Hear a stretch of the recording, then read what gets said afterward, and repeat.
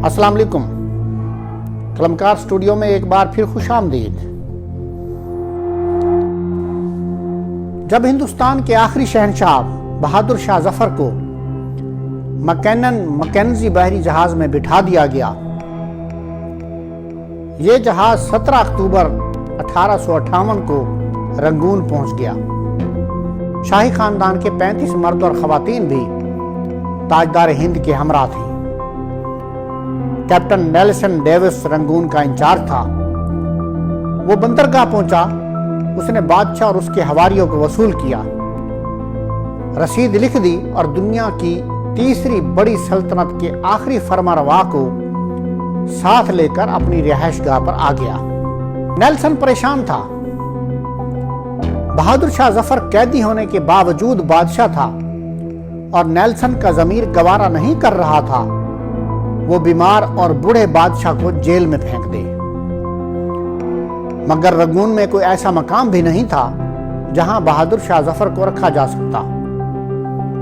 वो रंगून में पहला जिला वतन बादशाह था। नेल्सन डेविस ने चंद लम्हे सोचा और मसले का दिलचस्प हल निकाल लिया। नेल्सन ने अपने घर का गिराज खाली कराया और ताजदार हिंद, जिले सुबहानी और तैमूरी लहू के आखिरी चश्मो चराग को अपने गिराज में कैद कर दिया। बहादुर शाह जफर 17 अक्टूबर 1858 को इस गिराज में पहुंचा और 7 नवंबर 1862 तक 4 साल वहां रहा। बहादुर शाह जफर ने अपनी मशहूर जमाना गजल लगता नहीं है दिल मेरा उजड़े दयार में, किसकी बनी है आलमे ना पायदार में, और कितना बदनसीब है जफर दफन के लिए, 2 गज जमीन भी ना मिली कुए यार में। ये दोनों गजलियात बहादुर शाह जफर ने इसी गैराज में लिखी थी। ये 7 नवंबर का खुनक दिन था और सन 1862।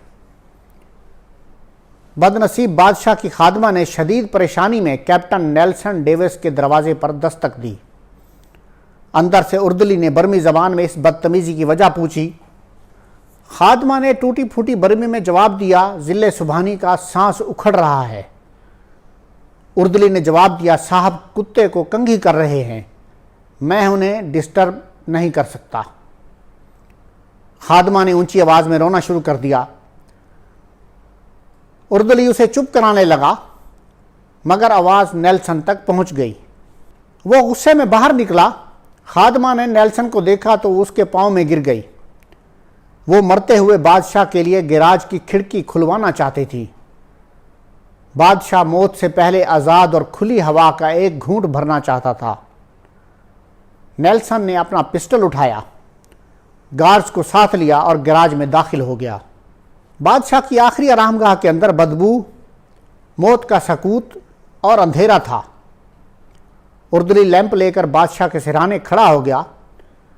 नेल्सन आगे बढ़ा। बादशाह का कंबल आधा बिस्तर पर था और आधा फर्श पर। उसका नंगा सर तकिए पर था, लेकिन गर्दन ढलकी हुई थी। आंखों के ढेले पपोटों की हद्दों से बाहर निकल आ रहे थे। गर्दन की रगें फूली हुई थीं और खुश्क जर्द होंठों पर मक्खियां भनभना रही थीं। नेल्सन ने जिंदगी में हजारों चेहरे देखे थे, लेकिन उसने किसी चेहरे पर इतनी बेचारगी, इतनी गरीब और वतनी नहीं देखी थी। वो किसी बादशाह का चेहरा नहीं था।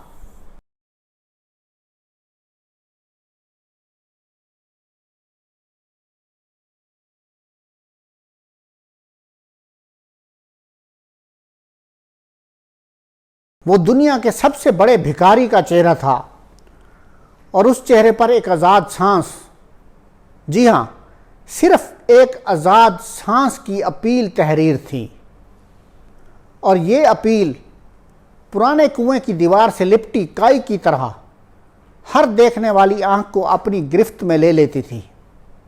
कैप्टन नेल्सन ने बादशाह की गर्दन पर हाथ रखा। जिंदगी के काफिले को रगों के जंगल से गुजरे मुद्दत हो चुकी थी। हिंदुस्तान का आखिरी बादशाह जिंदगी की हद अबूर कर चुका था। نیلسن نے لواحقین کو بلانے کا حکم دیا۔ لواحقین تھے ہی کتنے، ایک شہزادہ جواں بخت، دوسرا اس کا استاد حافظ محمد ابراہیم دہلوی۔ وہ دونوں آئے، انہوں نے بادشاہ کو غسل دیا، کفن پہنایا اور جیسے تیسے بادشاہ کی نماز جنازہ پڑھی۔ قبر کا مرحلہ آیا تو پورے رنگون شہر میں آخری تاجدار ہند کے لیے 2 گز زمین بھی دستیاب نہیں تھی۔ نیلسن نے سرکاری رہائش گاہ کے احاطے میں قبر کھدوائی اور بادشاہ کو خیرات میں ملی ہوئی مٹی میں دفن کر دیا۔ قبر پر پانی کا چھڑکاؤ ہو رہا تھا، گلاب کی پتیاں بکھیری جا رہی تھیں۔ استاد حافظ ابراہیم دہلوی کے خزاں رسیدہ ذہن میں 30 ستمبر 1837 کے وہ مناظر دوڑنے بھاگنے لگے۔ دہلی کے لال قلعے میں 62 برس کے بہادر شاہ ظفر کو تاج پہنایا گیا۔ ہندوستان کے نئے بادشاہ کو سلامی دینے کے لیے پورے ملک سے لاکھوں لوگ دلی آئے تھے، اور بادشاہ جب لباس فاخرہ پہن کر، تاج شاہی سر پر سجا کر اور نادر شاہی اور جہانگیری تلواریں لٹکا کر دربار عام میں آیا تو پورا دلی تحسین کے نعروں سے گونج اٹھا۔ نکارچی نکارے بجانے لگے، گویے ہواؤں میں تانے اڑانے لگے، فوجی سالار تلواریں بجانے لگے اور رقاصائیں رقص کرنے لگیں۔ استاد حافظ محمد ابراہیم دہلوی کو یاد تھا، بہادر شاہ ظفر کی تاج پوشی کا جشن 7 دن جاری رہا، اور ان 7 دنوں میں دلی کے لوگوں کو شاہی محل سے کھانا کھلایا گیا۔ مگر 7 نومبر 1862 کی اس ٹھنڈی اور بے مہر صبح بادشاہ کی قبر کو ایک خوش الحان کاری تک نصیب نہ تھا۔